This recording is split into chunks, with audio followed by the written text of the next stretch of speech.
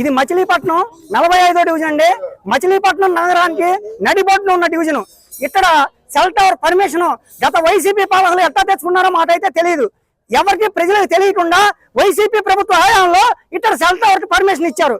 మేము పొద్దున ఈ విషయం తెలుసుకుని ఇక్కడ పనులు చేస్తున్నారని తెలుసుకుని కమిషనర్ గారికి మేము కంప్లైంట్ ఇచ్చి, అలాగే సీఏ గారికి కూడా చిలకలపూడి స్టేషన్ లో కంప్లైంట్ ఇస్తే టౌన్ ప్లానింగ్ వాళ్ళని పంపించి కమిషనర్ గారు వెంటనే సోమవారం వరకు ఇక్కడ పనులు ఆపండి, ఇవాళ కొంచెం ఒత్తిడిగా ఉన్నాం, సోమవారం ఆ కాగితాలన్నీ పరిశీలించి దానికి ఏముందో మేము చూసి చెప్తామని చెప్పి టౌన్ ప్లానింగ్ అధికారులు ఇక్కడ ఎయిర్టెల్ సెల్ టవర్ కాంట్రాక్టర్ కి, ఇంటి ఓనర్ గారికి అందరికీ కూడా చెప్పేళ్ళారు.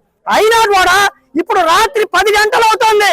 ఇక్కడ అర్ధరాత్రి పూట కాంట్రాక్టర్ వినకుండా అధికారులు చెప్పినా కూడా సొమ్ముందన్న మదంతో ఎయిర్టెల్ కాంట్రాక్టర్ ఇక్కడికి వచ్చి ఇక్కడ ప్రజల్ని తిడుతూ, ఇక్కడ ప్రజల్ని ఇష్టం వచ్చినట్టు బూతులు మాట్లాడుతూ, మరి ఆయన అధికారం మదంతో ఉన్నారో మరి ఎట్లా ఉన్నారో మరి తెలియదు, కానీ ఇక్కడ ప్రజల్ని ఒక పురుగులాగా వస్తున్నారు కాంట్రాక్టర్.